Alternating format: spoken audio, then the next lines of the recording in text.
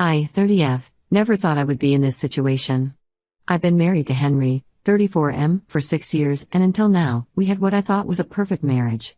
We met in college through mutual friends, dated for 2 years, and got married right after graduation.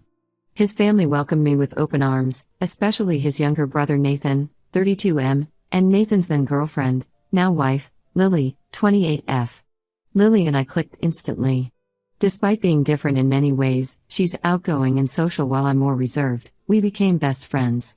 When she and Nathan got married 3 years ago, I was her maid of honor.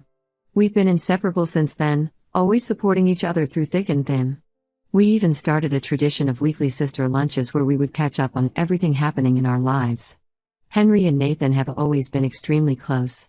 They work at different companies but meet almost every day for lunch or after work.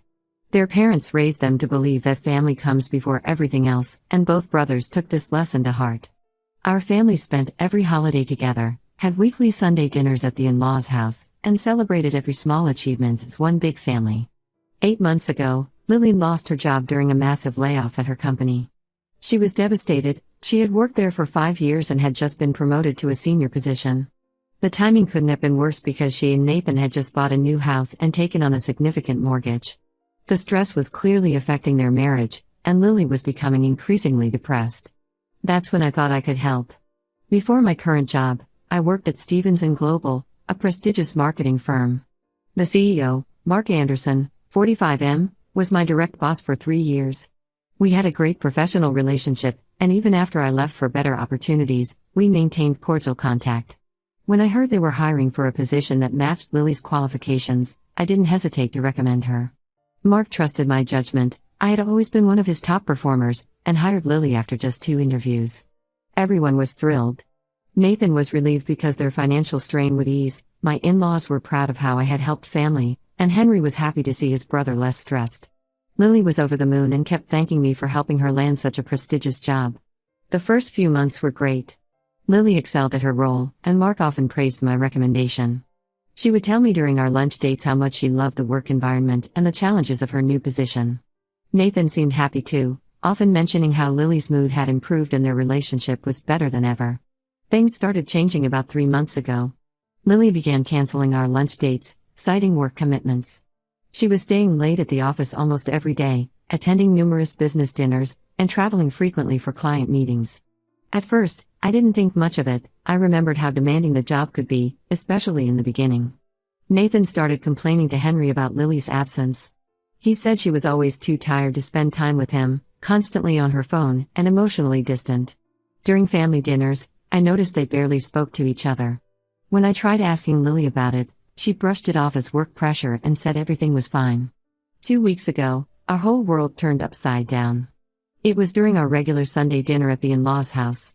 Lily arrived late, which was unusual because she was always punctual for family events. She looked nervous but determined. Without any warning, she announced that she was leaving Nathan.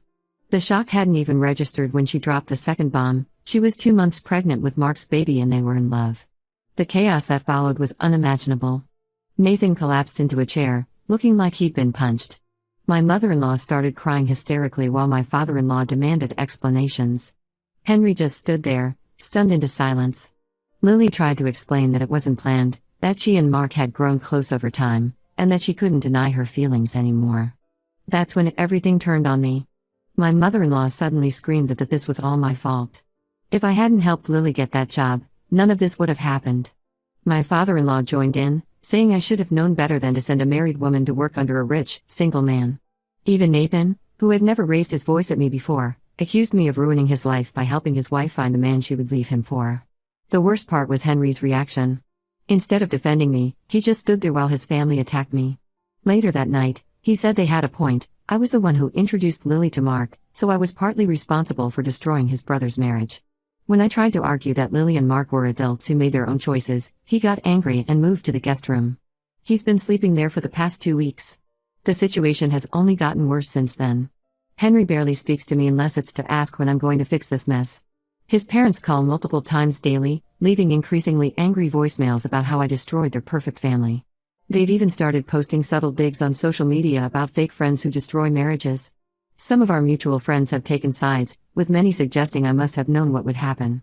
Yesterday, Henry delivered his ultimatum. Either I convince Lily to leave Mark and return to Nathan, or he'll leave me. He says since I created this problem, I need to solve it. When I tried explaining that I can't control other people's actions, he said I wasn't trying hard enough because I secretly approved of what Lily did. I tried talking to Lily. She's living in Mark's penthouse apartment now and seems happier than I've ever seen her. When I brought up the family's reactions and Henry's ultimatum, she was sympathetic but firm. She said she's not going back to Nathan, that her relationship with Mark isn't some passing affair, and that she's excited about their baby. She also told me not to let the family blame me for her choices. I'm at my breaking point. My marriage is falling apart because of something I had no control over.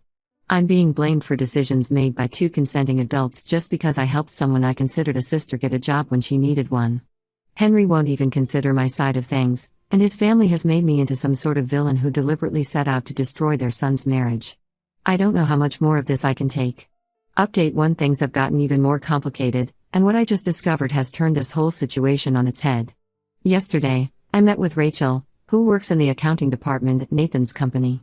We've known each other for a few years through company events, and she's always been friendly. She asked to meet for coffee, saying she had something important to tell me. I almost didn't go because I've been avoiding social interactions lately. Henry's family has been spreading their version of events around our social circle, and I'm tired of defending myself. But something in Rachel's voice made me agree to meet her. What she told me over coffee changed everything. Nathan, the supposedly heartbroken victim in this situation, has been having an affair with their colleague Sarah, 29, for over a year. Sarah works in the sales department, and according to Rachel, their affair has been an open secret at the office. Everyone knew except Lily and the family. As Rachel shared more details, pieces of the puzzle started falling into place. About 6 months ago, Lily had mentioned finding strange texts on Nathan's phone from someone saved as S project. When she asked him about it, he convinced her they were work-related messages about a secret project he was handling. She had also noticed him working late frequently and going on weekend business trips that seemed unnecessary for his role. Rachel showed me photos from their office Christmas party where Nathan and Sarah were clearly more than colleagues. She also told me about how they would take long lunches together and return looking disheveled, how they barely tried to hide their relationship at work events, and how Sarah would openly talk about waiting for Nathan to leave Lily.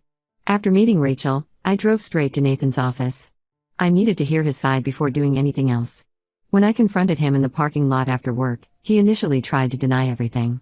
But when I showed him the photos Rachel had sent me, he broke down.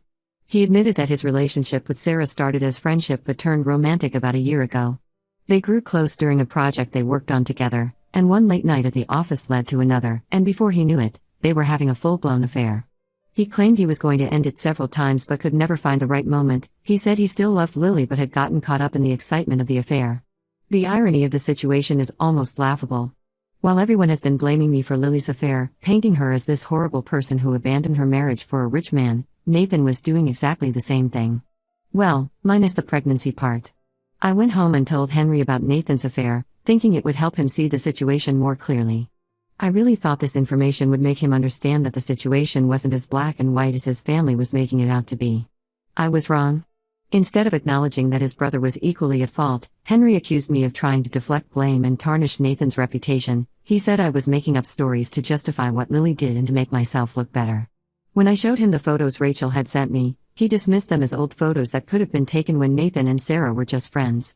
He even suggested that I might have orchestrated this whole thing to make Nathan look bad, that maybe I had asked Rachel to lie for me.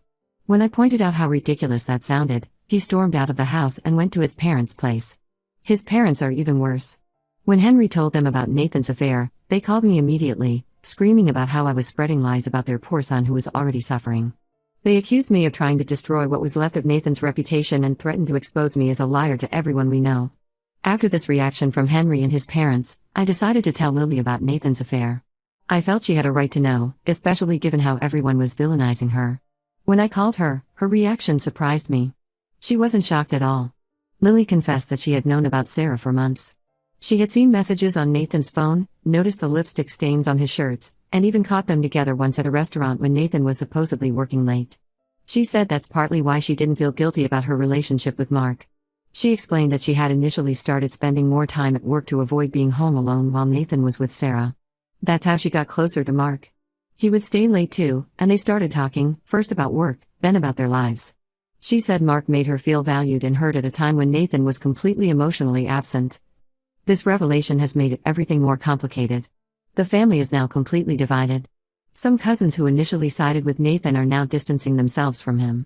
A few family friends have reached out to apologize for how they treated me. But Henry and his parents are still firmly on Nathan's side. They're now claiming that even if Nathan did have an affair, which they still don't fully believe, it doesn't justify what Lily did. According to them, Nathan's affair was just sex while Lily destroyed the family by getting pregnant and leaving. The mental gymnastics they're doing to justify Nathan's behavior while condemning Lily's is astounding. I feel like I'm living in some kind of twisted alternate reality. I'm being blamed for a situation that was already messed up before I even got involved, and now I'm being accused of making up stories to defend myself. Henry still won't talk to me properly, and his family is now doubling down on their attacks, saying I'm trying to destroy Nathan's life by spreading rumors about him. The stress is starting to affect my health. I'm not sleeping well, I can barely eat, and I've had to take time off work because I can't focus. The worst part is that Henry sees me suffering but seems to care more about protecting his brother's reputation than supporting his wife. I'm starting to wonder if this marriage is even worth saving anymore. Update 2: After everything that's happened, I finally reached my breaking point this week. I discovered something that made me realize my marriage wasn't worth saving anymore. For the past several weeks, I had noticed Henry being very particular about where he left his phone, always keeping it face down and taking it with him everywhere, even to the bathroom. I didn't think much of it initially because I was dealing with so much already. Last night, I was cleaning our home office when I accidentally knocked over Henry's laptop bag. As I was picking up the scattered contents, I found a small voice recorder. Curious, I played it back, and what I heard made my blood run cold.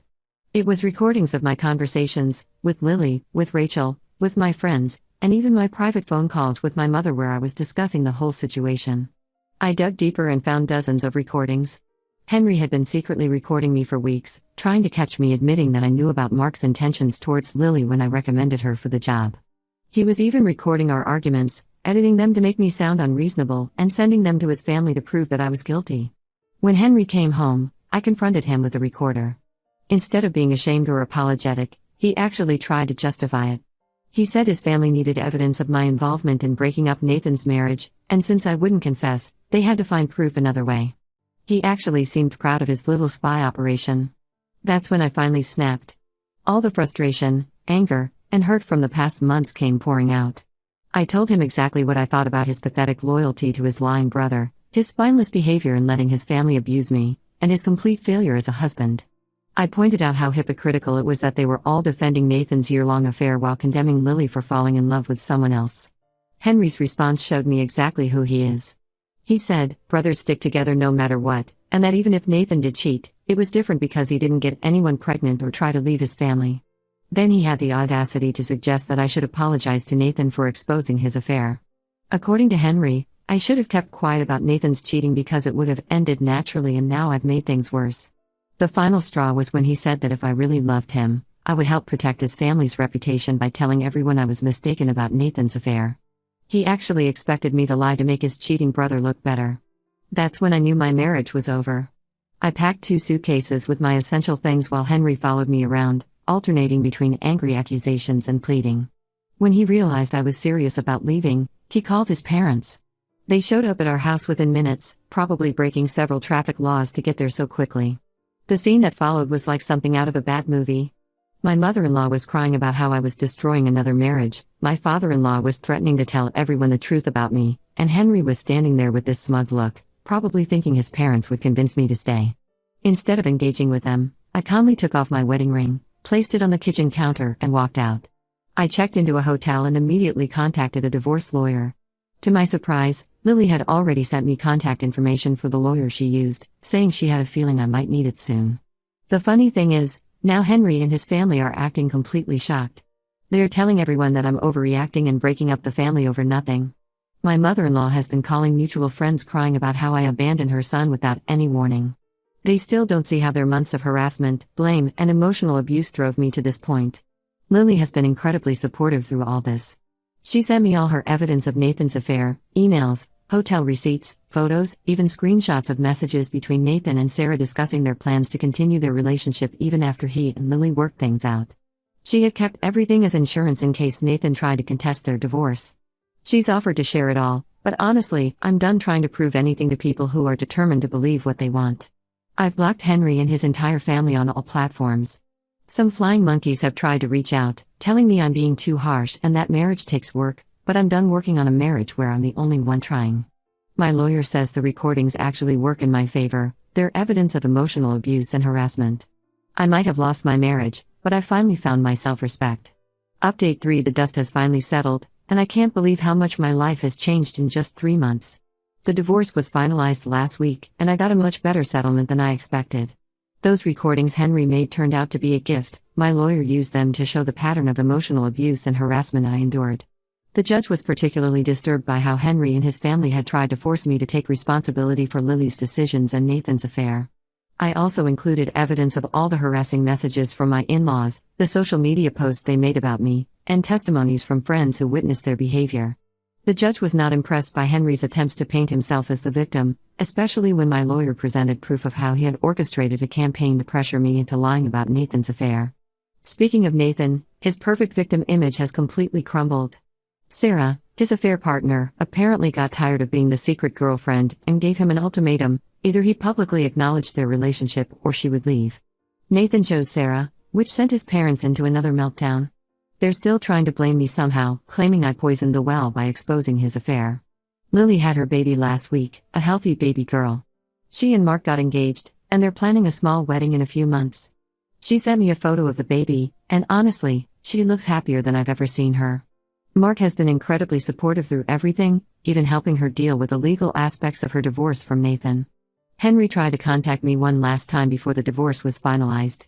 He showed up at my new apartment, saying he realized he had made a mistake and that he should have supported me instead of his family. But his apology was more about how he was suffering than any real understanding of what he did wrong. He actually said, "I know I messed up, but you have to understand how hard it was for me to see my brother hurting." I shut the door in his face. I've moved to a different city and started a new job at a competitor of my old company. The distance has given me perspective on how toxic that entire situation was. I realized I had spent years walking on eggshells around Henry's family, always trying to meet their expectations and keep the peace. Now that I'm away from their influence, I can see how manipulative and controlling they were. I've gone completely no contact with Henry and his family. I had to change my phone number because my former mother-in-law kept creating new accounts to contact me after I blocked her everywhere. Some mutual friends have tried to get me to reconcile with them, saying family is important and that everyone makes mistakes. I've cut those people off too. Anyone who thinks what they did was just a mistake doesn't need to be in my life. The irony of this whole situation isn't lost on me. I tried to help someone I considered a sister get a job when she needed one and somehow ended up being blamed for 2 failed marriages. But honestly, I'm happier now than I've been in years. My new job is going well, I'm making new friends who don't know or care about the drama, and I'm finally living life on my own terms. Lily and I are still close, though we don't see each other as often due to the distance. She's helping me plan a vacation, my first solo trip ever. Henry never liked the idea of me traveling without him, but now I can do whatever I want. Sometimes losing toxic people from your life is the best thing that can happen to you. It's like cutting off a limb that's got gangrene, painful but necessary for survival. I've learned that sometimes the people who claim to love you the most are the ones who will hurt you the worst, and that's okay. It's better to be alone than to be with people who only love you when you're serving their interests.